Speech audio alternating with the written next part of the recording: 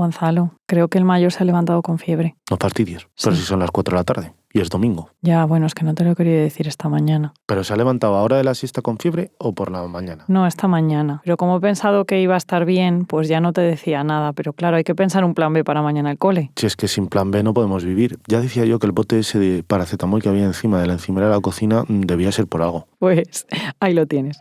Por favor, Elena Blanco y Gonzalo Oñoro, acudan a consulta, gracias. Aquí comienza Sin Cita Previa, con dos pediatras en casa, un podcast de Aveslas.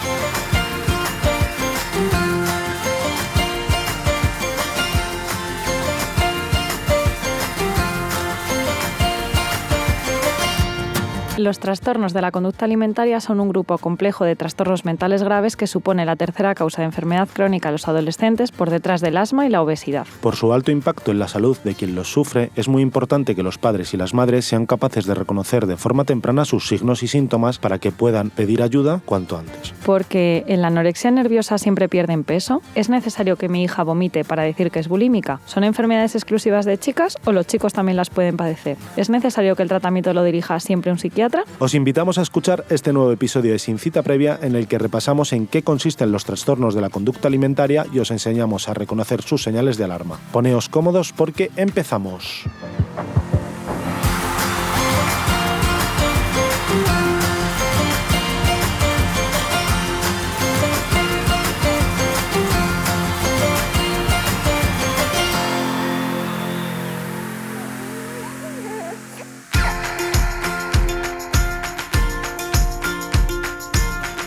Hola, bienvenidos a todos nuestros oyentes a este nuevo episodio de Sin Cita Previa. Gonzalo. Hola, ¿qué tal? ¿Cómo estáis esta semana? Bueno, lo primero, ya sabéis, como siempre, agradecer muchísimo a todos los que os vais añadiendo cada semana a escuchar estos nuevos episodios que vamos poniendo en el programa de Sin Cita Previa y agradeceros muchísimo todas las nuevas valoraciones y todas las que ya habéis dejado y las que estáis dejando, porque esto nos ayuda muchísimo a seguir. Así que bueno, con todo esto vamos a empezar con este nuevo episodio sobre los trastornos de la conducta alimentaria de los adolescentes. Nos vamos a centrar en la anorexia y la bulimia. Sí, en este podcast hemos hablado mucho de alimentación saludable, hemos hecho episodios específicos sobre el sobrepeso, la obesidad, el exceso de azúcares, que es algo que muy frecuentemente afecta a la población. O sea, el 40% de la población pues tiene sobrepeso, tiene obesidad, o población infantil me refiero. Y es un problema que afecta mucho a la salud pública, aparte del paciente, a salud pública. Claro, esto ya tiene mucho que ver con los hábitos saludables de vida, pues con el ejercicio y sobre todo la alimentación, ¿no?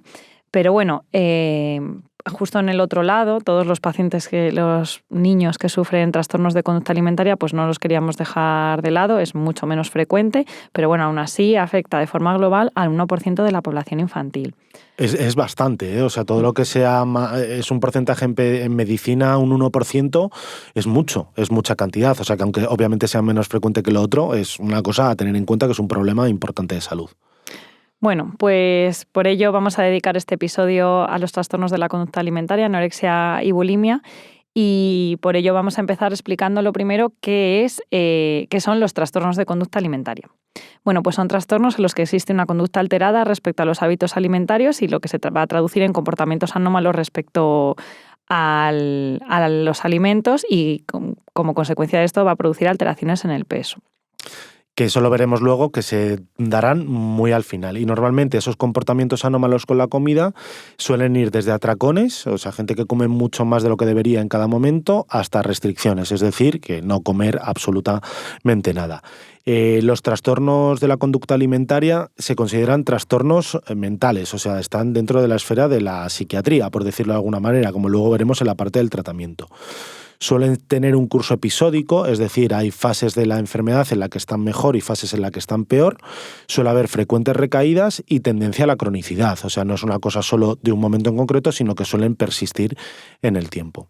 Hay varios tipos, pero bueno, los más conocidos y a los que nos vamos a referir en este episodio es la anorexia nerviosa y la bulimia nerviosa.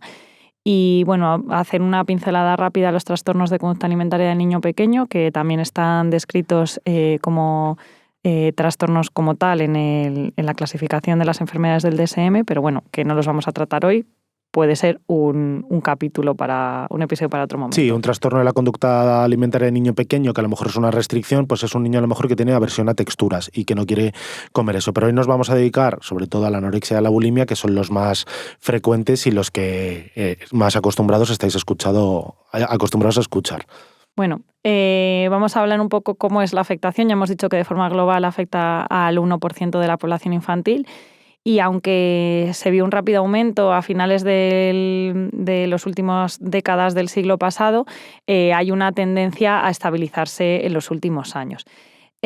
Ocurre sobre todo en mujeres adolescentes, aunque también puede aparecer en niños, aunque claro, la frecuencia a esta edad en la adolescencia pues es 10 mujeres por cada varón, lo que se va a traducir en que ocurren en un 2 a un 3% de las mujeres y de un 0,2 a un 0,3% de niños. Estos son datos de Europa. Pero mira, fijaos que ha dicho Elena que que la frecuencia se ha estabilizado, o sea que no hay más casos nuevos comparados con hace años, por decirlo de alguna manera, más o menos la tasa es la misma, pero sí que se ha adelantado dentro de todos, se ha adelantado la edad de inicio de la anorexia nerviosa y que ahora se sitúa más o menos entre los 12 o 14 años, o sea, estamos hablando de chicas muy jóvenes, ¿no?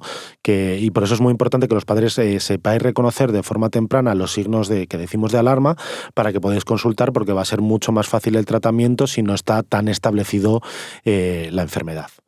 Claro. Bueno, vamos a definir la anorexia nerviosa como tal, que consiste en la restricción de la ingesta para perder peso. O sea, son chicas que son muy delgadas. La mayoría, de hecho, tenían peso normal al principio, pero tienen alterada la visión de su cuerpo y lo que se ven es gordas y tienen muchísimo miedo a engordar y pierden peso. Claro, al final, como restringen, esto es una cuestión de balance, y entonces como ingieren menos calorías de las que gastan al día a día, al final eso el cuerpo lo que hace es perder peso. Claro, entonces hay dos tipos. El tipo restrictivo, que es el de no como nada, y además lo que hago es muchísimo ejercicio para lo poco que coma, además quemarlo. Y luego el purgativo es... la forma que tienen no es tanto de restringir, sino que lo que comen lo vomitan y también exceso de ejercicio. Al final lo que quieren de ambas formas es perder peso. Y luego estaría la bulimia nerviosa, que hay veces como que se confunden uno con otro, porque sí que es verdad que comparten parte de los criterios, pero la bulimia nerviosa, sobre todo por lo que se caracteriza, es por episodios de atracones con conductas compensatorias. Y además hay una falta de juicio sobre cómo la persona percibe cómo es su propio peso. Y a diferencia de lo que es la anorexia nerviosa, no suele haber restricciones, que es un poco lo que sí que suele caracterizar a la anorexia nerviosa, ni suele haber pérdida de peso. Es decir, las personas que tienen bulimia nerviosa suelen tener atracones y conductas compensatorias, pero normalmente, si lo sigues a lo largo del tiempo, más o menos se mantienen siempre en el mismo peso. Al final no van a perder. No, y ocasionalmente incluso sobrepeso, porque no son capaces las conductas compensatorias de compensar los episodios de atracones del exceso de calorías ingeridos. Estos son los dos grupos más importantes de trastornos de la conducta alimentaria. Luego hay algunos más que son un poco más raros, que por eso no vamos a hablar de ellos, pero sí que nos parecía importante que diferenciáramos estos dos tipos. Lo que sí que yo creo que es interesante hablar, Elena, es de por qué se producen los trastornos de la conducta alimentaria. Porque hasta hace no mucho había un modelo en este tipo de enfermedades mentales que era como lo que se decía como un modelo cultural, ¿no? Que se pensaba que porque la sociedad siempre nos hemos querido ver guapos, bonitos, lo vemos en la publicidad, pues que había gente que quería parecerse a ese modelo cultural y eso es lo que desencadenaba la enfermedad. Pero la ciencia ha permitido establecer que hay otros muchos factores que realmente influyen en por qué se establecen este tipo de problemas, no solo que todos queramos ser guapos, sino que tenemos una personalidad y una base genética, familiar, un entorno que va a hacer que con determinados desencadenantes pues al final se produzca esta enfermedad. Está claro que el factor cultural existe, claro, porque ese culto al cuerpo, no es por decirlo único, de alguna manera, influye. Es en una persona concreta. Eso es. Se sabe que es mucho más probable que ocurra en entornos familiares donde la alimentación es muy estructurada y se hacen de forma... O sea, está bien hacer dietas, pues que se le dé mucha importancia a no comer de más, a dietas específicas, pues que esto cuando un niño está expuesto frecuentemente a esto, pues cuando puede ser un desencadenante para esta enfermedad. Y de hecho, fíjate, si no solo es cultural, que la base biológica, la genética que decías, hasta el 60% de las personas que padecen un trastorno de la conducta alimentaria tienen un antecedente de un familiar que lo ha padecido. O sea que ahí hay algo que a lo mejor todavía no hemos llegado al fondo de la cuestión, que está claro que no es solo ¡ay, qué guapa sale esta chica en redes sociales, que es a la que sigo, me quiero parecer a ella! Pues tal, no solo eso, aquí hay mucho más. De hecho, fíjate, y esto sí que se ha descubierto últimamente, que hay un refuerzo metabólico. O sea, se hace cuando hay estudios en los que se han hecho resonancias magnéticas y pruebas especiales a pacientes con trastornos de la conducta alimentaria y se ha visto que tienen una alteración de las rutas metabólicas y que los neurotransmisores que controlan nuestra actividad cerebral, por así decirlo, no son los mismos que una persona que no tiene un trastorno de la conducta alimentaria, y además que eso depende de la pérdida de peso, con lo cual eso perpetúa el problema, ¿vale? O sea, no es solo... Esta alteración es mayor cuanto más avanzada es la enfermedad, como si dijésemos. Por eso luego veremos que una de las primeras cosas que hay que hacer en el tratamiento es intentar que el peso se recupere, porque si no, salir de ese círculo vicioso que es un trastorno de la conducta alimentaria es muy difícil. Pero bueno, lo que sí que está claro es que a veces... dentro de todos esos factores que estamos diciendo, culturales, familiares, sociales, personales, biológicos, tal, suele haber lo que llaman los psiquiatras un desencadenante, un trigger, que pueden ser de muy diversos tipos. Pues estar expuesto a comentarios negativos sobre el aspecto físico, estar en un ambiente en el que no ganar ni un gramo es muy importante. Que haya algún evento traumático, pues experiencias de bullying, familias que se han desestructurado porque hay un divorcio, ciertas cosas que van a desencadenar dentro de una persona que ya era vulnerable por esa base biológica, genética, en un momento de muchos cambios como es la pubertad, pues ¡pum!, desencadena el problema. Claro, es que la propia pubertad puede ser un trigger, porque es un momento de la vida en el que hay muchos cambios, el cerebro se reconfigura y en una persona predispuesta pues puede aparecer.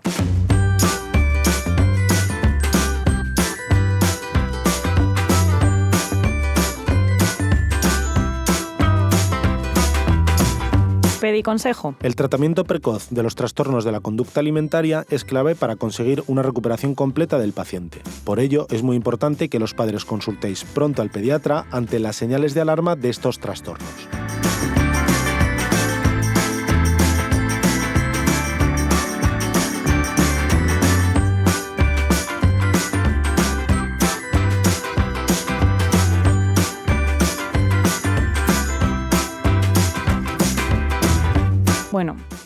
Padecer un trastorno de conducta alimentaria no es pierdo peso y engordo a la niña cuando está enferma, sino que tiene muchísimas consecuencias en la salud.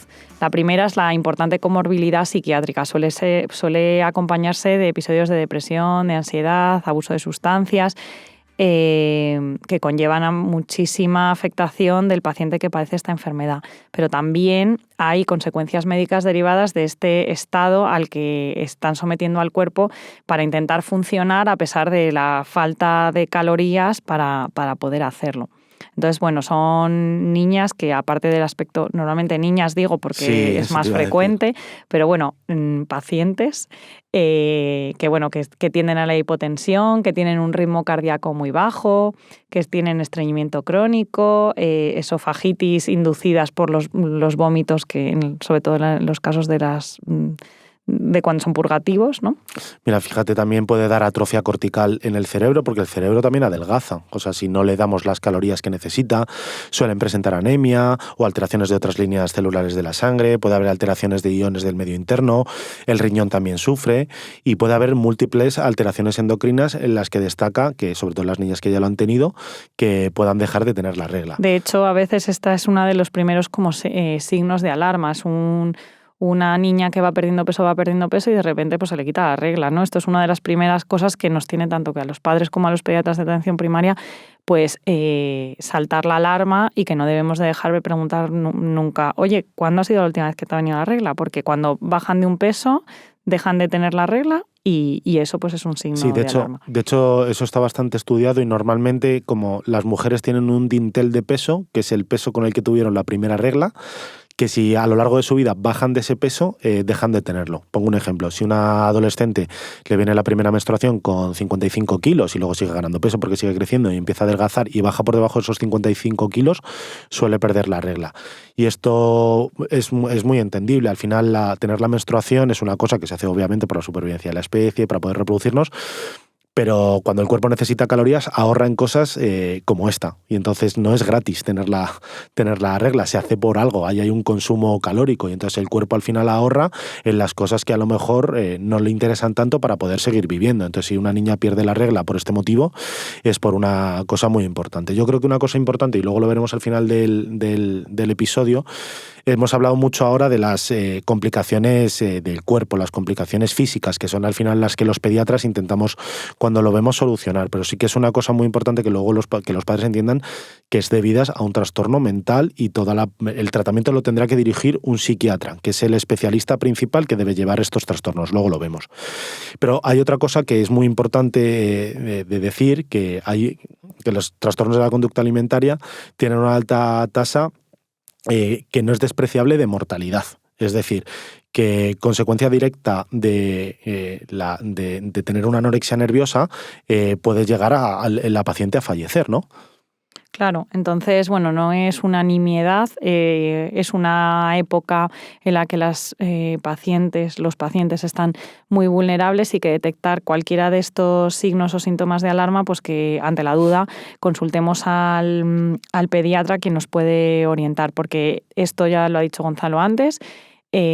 Cursa en episodios, hay veces que están mejor, veces que están peor, pero cuanto más tardío es el diagnóstico, pues es más difícil revertirlo. Muchos de estos pacientes al final sobreviven, pero padecen la enfermedad a lo largo de toda su vida. Sí, de hecho, fijaos, una persona con un trastorno de la conducta alimentaria tiene el doble de probabilidad de muerte que una persona de su misma edad y con las mismas condiciones físicas, la diferencia con el trastorno de la conducta alimentaria. O sea que yo creo que es una cosa muy importante que todos tengamos en cuenta. Bueno, y ahora para ser un poco, vamos a levantar el ánimo. O por lo menos dar recursos para que los padres sepan cómo detectarlo en sus hijos, ¿no? El objetivo prioritario, ya lo hemos dicho, cuanto más precozmente se detecte, menor va a ser la afectación y más viable va a ser el tratamiento para evitar la cronicidad, que al final es lo que da la morbilidad a lo largo de toda la vida del paciente. Entonces, es prioritario poder diagnosticarlo y ver qué cosas nos deben llamar la atención para que, digamos, es que yo tengo dudas de si esta niña está pasando por un proceso de estos o está empezando, ¿no? Claro, porque lo ideal es detectarlo pronto. El problema es que los síntomas que pueden tener de forma temprana son muy inespecíficos, porque esa pérdida de peso que todos tenemos en la cabeza suele aparecer de forma tardía. Claro, tienes que hacer primero cosas para perder peso, claro, y que se note. No, y aparte que pasa el tiempo. Quiero decir que cuando ya ves en consulta, no te lo hemos traído porque no sé por qué, la hemos empezado a pesar y he visto que ha perdido peso en los últimos 6 meses, ha perdido 3 kilos.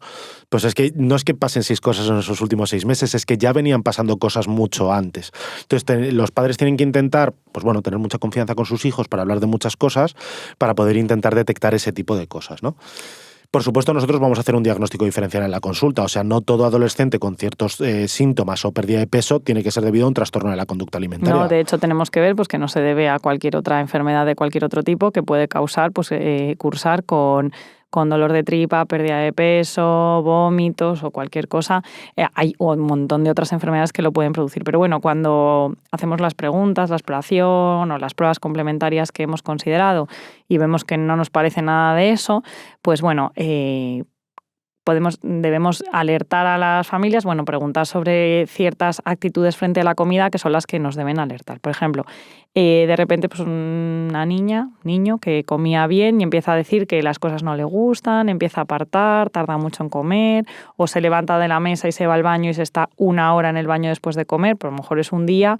Pues bueno, pero si ya es una cosa que es habitual, pues tenemos que preguntar sobre esas actitudes que a lo mejor no le han llamado la atención a los padres, pero cuando nosotros las preguntamos, decía, pues sí, pues es verdad. Sí, o a lo mejor ahora lo estarán escuchando y dice, parece muy obvio, ¿no? Que después de comer se va al baño 1 hora, tal, pero o preguntar directamente si... me he ido a duchar, no te has enterado. Ese adolescente de 12 o 13, 14 años que habitualmente comía con sus padres, ahora dice que nunca come con sus padres porque tiene planes.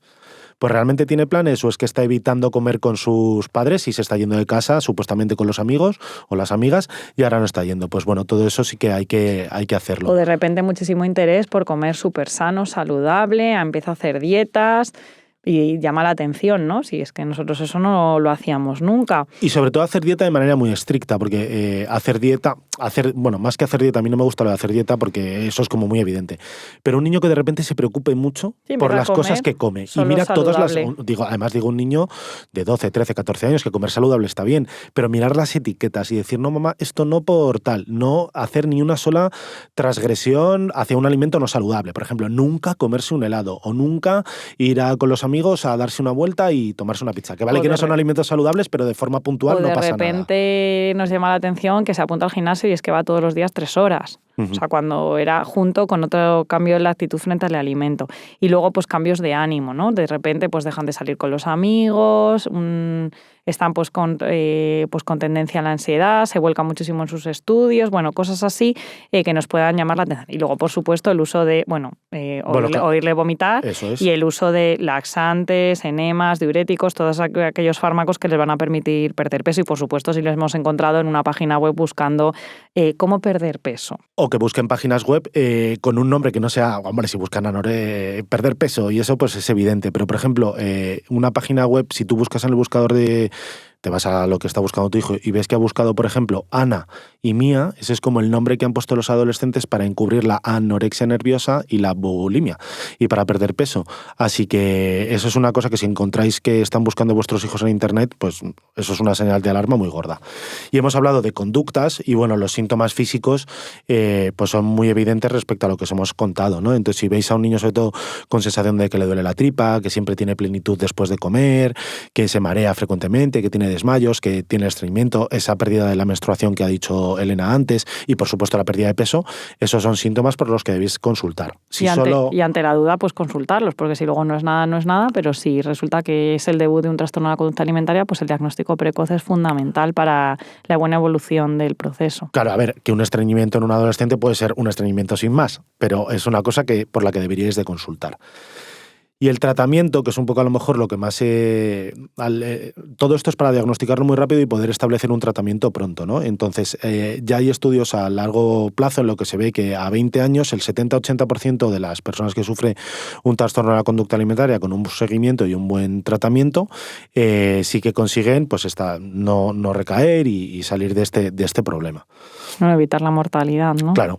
Esta que hemos dicho. Entonces, bueno... Esto da para mucho y es posible que tengamos la oportunidad de hablar con un psiquiatra delante de estos micros, pero bueno, así en líneas generales el objetivo del tratamiento va a ser doble. Lo primero, que ganen peso para que recuperen los niveles saludables que necesita el cuerpo para vivir y restablecer los hábitos saludables alimentarios que desde luego han perdido de forma completa, ¿no? Hacerles entender que tienen que comer, que es importante y que se vean bien, quitar esa alteración de la imagen corporal que, aun estando delgadísimas, pues se ven gordas, ¿no?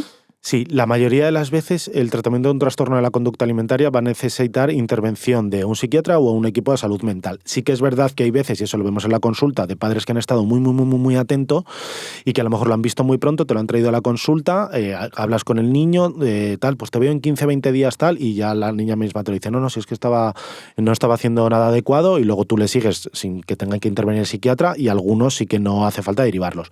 Pero cuando el problema está establecido es un trastorno mental y por eso hay que intervenir.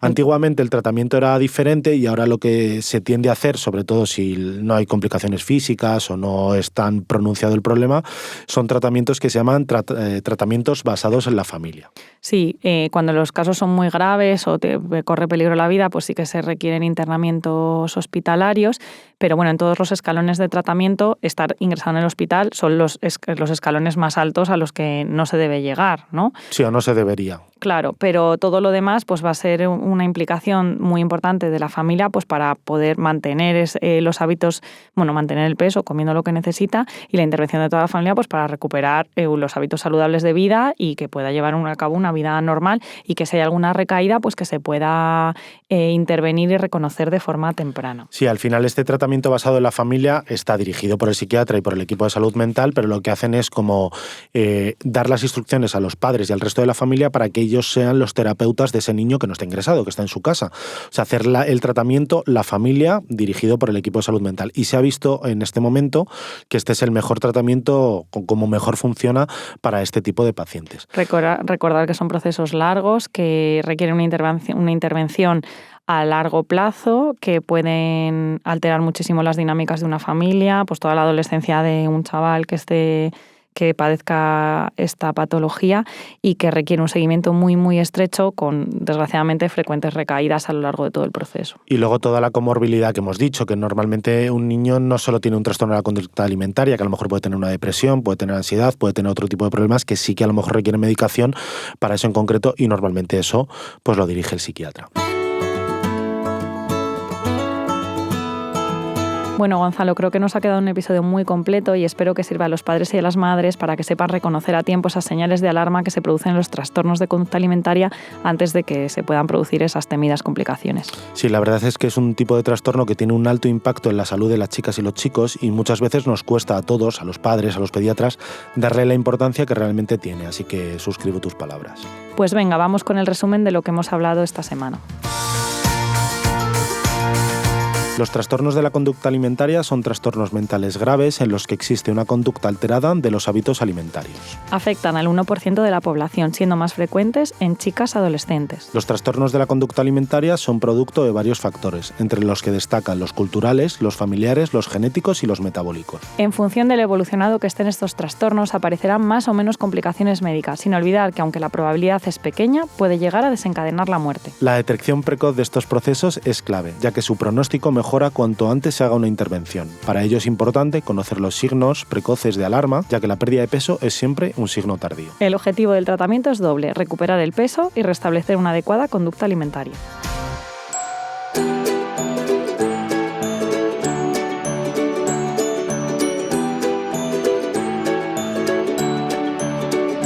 Y hasta aquí el episodio de hoy. Muchas gracias por aguantar hasta el final y no os olvidéis de dejarnos un comentario o una valoración tanto en las redes sociales como en las plataformas en las que nos hayáis escuchado. Y gracias a Adeslas por apostar por un podcast como este que solo pretende acercaros los mejores consejos para el cuidado de vuestros hijos. Nos escuchamos en 7 días. Hasta la semana que viene.